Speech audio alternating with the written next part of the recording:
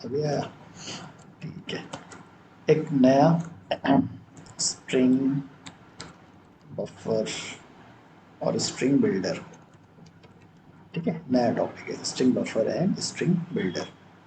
तो बेसिकली है क्या ये और क्या काम करता है वो देख लेते हैं।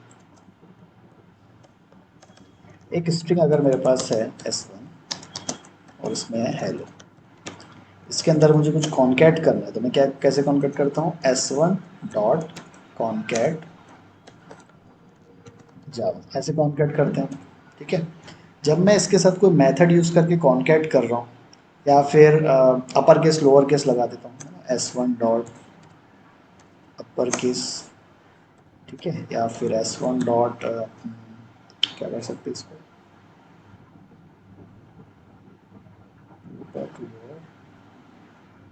ट्रिम तो आएगा ही, ठीक है, इसको लोअर केस रखते हैं। हम यहाँ पे क्या कर रहे हैं, एक स्ट्रिंग है उसके ऊपर ये तीन तरीके से एक्शन परफॉर्म कर रहे हैं। पहले कॉन्केट भी किया हेलो के साथ एक जावा को, देन टू अपर केस किया, टू लोअर केस किया, करेक्ट। तो बोलना क्या चाहता हूँ मैं पहले वो बता दूँ।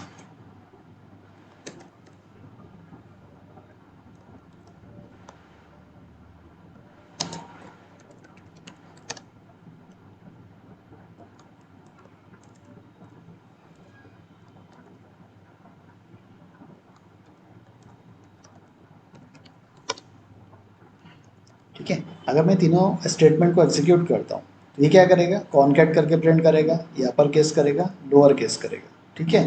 देन लास्ट में मैं करता हूँ s1 और पहले करता हूँ s1, ठीक है। मुझे बताओ चारों में पांचों में आउटपुट क्या आ सकते हैं।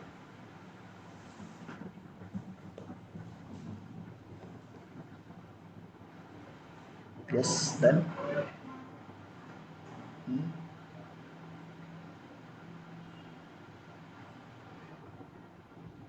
ठीक है। फिर लास्ट में कौन सा वाला है, अपर लोअर या हेलो जावा वाला क्या आएगा, जो S1 में है वो ही, करेक्ट।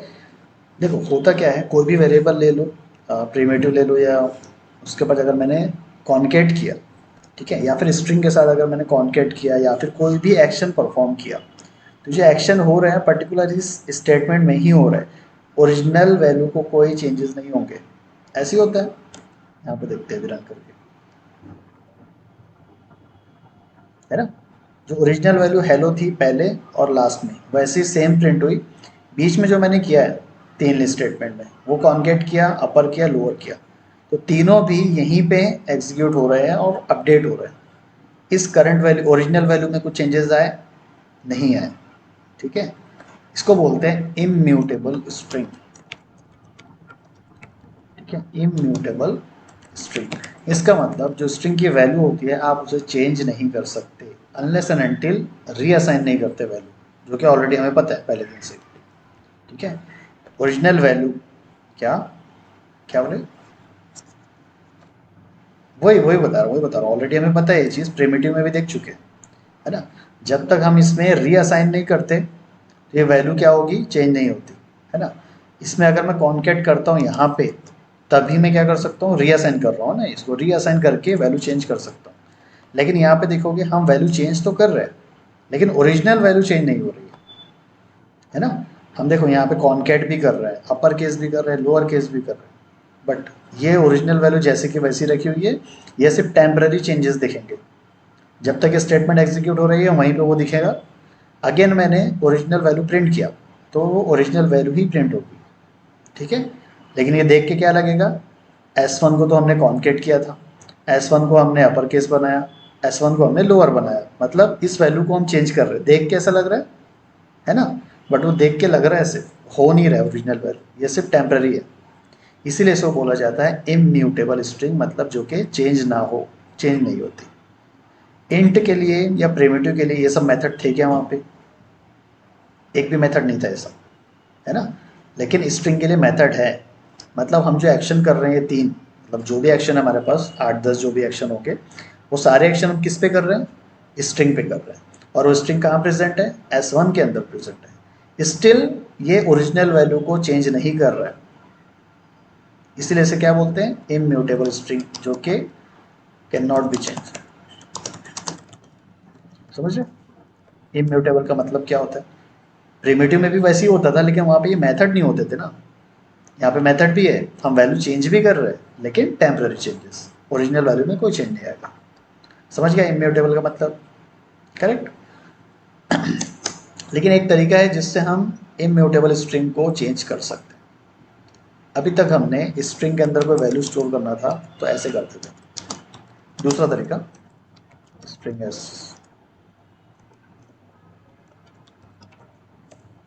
ऐसे ही करते थे। ये डायरेक्ट होता था बायलिटरल और ये होता था बाय क्रिएटिंग ऑब्जेक्ट। तो दोनों तरीके से हम स्ट्रिंग को स्टोर कर सकते हैं, दोनों भी तरीके में हम ये एक्शन परफॉर्म कर सकते हैं, है ना। सेम तरीका है, कुछ भी अलग नहीं आएगा। बट अब एक तरीका जिसे हम बोलते हैं स्ट्रिंग बफर और स्ट्रिंग बिल्डर, दो है यहाँ पे, दो क्लासेस हैं, string buffer S B new string buffer. ये सब भी कभी यूज़ नहीं होता, बस समझ लो पढ़ने के लिए। हेलो, ये एंड ये तीनों भी यूज़ करते किस लिए, वैल्यू को स्टोर करने के लिए। कौन सी, स्ट्रिंग वैल्यू। चेंजेस कहाँ पे आएंगे, ये जो वैल्यू आप दे रहे हो एस बी वन डॉट, अगर मैं करता हूँ देखो यहाँ पे एक मेथड है जिसे हम बोलते हैं बूलियन, सॉरी अपेंड। दिख रहे हैं इतने सारे अपेंड अपेंड अपेंड, इतने सारे मेथड है, इसको क्या बोलते हैं, पढ़े हुए ना इसी, एक ही नाम के मेथड है, क्या बोलेंगे इसे, ये तो मत भूलो, ओवरलोडेड मेथड। ठीक है, ये सारे मेथड क्या है, ओवरलोडेड मेथड। एक ही नाम के मेथड, उनके सिग्नेचर चेंज, एक ही नाम के मेथड, सब में देखोगे string change, sorry arguments change, है ना। तो ये क्या होते हैं, ओवरलोडेड मेथड होते हैं। अब यहाँ पे देखोगे एस वन के साथ concat to upper to lower आ रहा था, लेकिन ये ओरिजिनल वैल्यू को चेंज नहीं कर रहा था। यहाँ पे भी मैंने क्या किया, हेलो को स्टोर किया एस बी वन के अंदर, मतलब इसको अज्यूम करो एक स्ट्रिंग में ही सेव कर रहे हैं।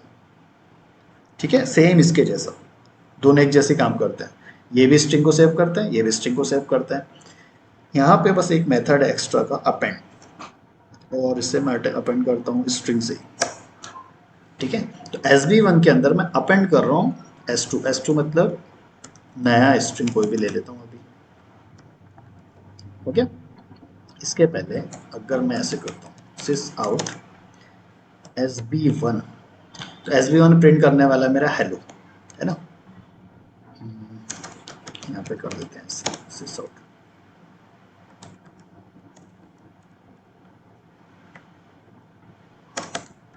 ठीक है, तो एस बी वन मेरा प्रिंट करने वाला है ओरिजिनल वैल्यू हेलो, इसमें मैं अपेंड कर रहा हूँ जावा।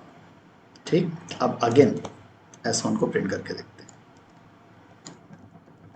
यहाँ पे भी वही किए थे कॉनकैट, फिर ओरिजिनल वैल्यू प्रिंट किए। यहाँ पे कॉनकैट की जगह अपेंड कर रहे हैं, अपेंड के बाद हम क्या कर रहे हैं, ओरिजिनल वैल्यू प्रिंट कर रहे हैं। तो इसका एग्जीक्यूशन अब देखना, लास्ट के दो देखो, पहले ओरिजिनल प्रिंट किया, किया, अपेंड करके फिर से ओरिजिनल वैल्यू किया, तो ओरिजिनल वैल्यू यहाँ पे क्या हो गई, चेंज हुई, चेंज।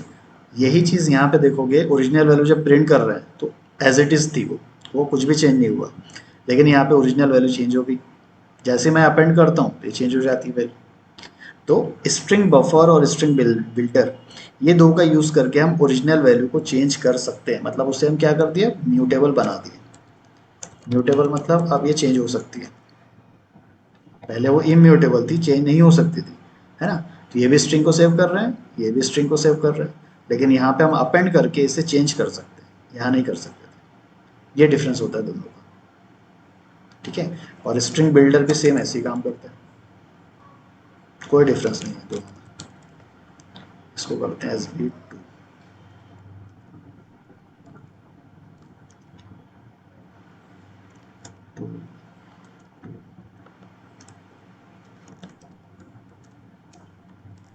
ठीक है,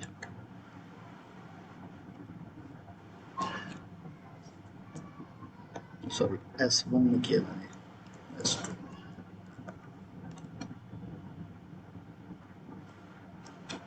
आ गया। पहले हेलो अपेंड होके हेलो जावा, देन हेलो और अपेंड होके बाय।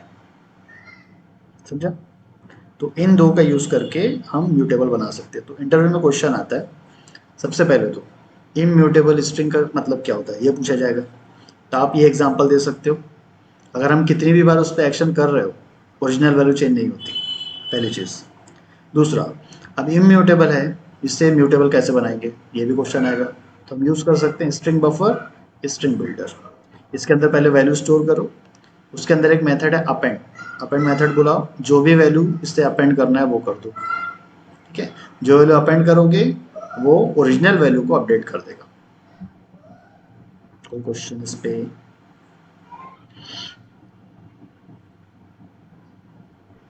कॉनकैट के जैसे काम करता है, लेकिन ये ओरिजिनल वैल्यू को चेंज नहीं कर रहा है, लेकिन अपेंड जो है वो चेंज कर रहा है।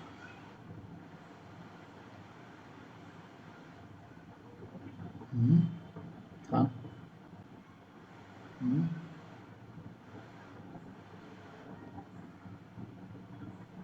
एस, ये वाला, हाँ तो इसके अंदर वो मेथड होता ही नहीं ना।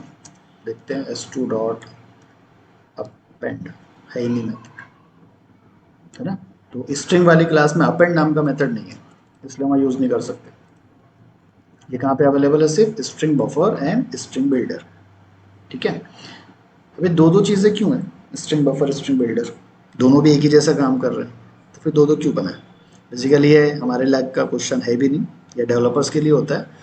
क्या होता है ना, जैसे मैंने बताया था इफ एल्स और स्विच। इफ एल्स अगर करोगे थोड़ा टाइम लेगा, स्विच जल्दी एग्जीक्यूट करता है। वैसे ही अगर यहाँ देखोगे तो स्ट्रिंग बिल्डर जो है वो ज़्यादा इफिशियंट है स्ट्रिंग बफर के, है ना। तो प्रोग्रामिंग में ऐसी चीज़ें आती है, कौन सा इफिशियंट है उसे यूज़ करो, कौन जल्दी एग्जीक्यूट होगा वो करो। ठीक है, ये चीज़ें होती है।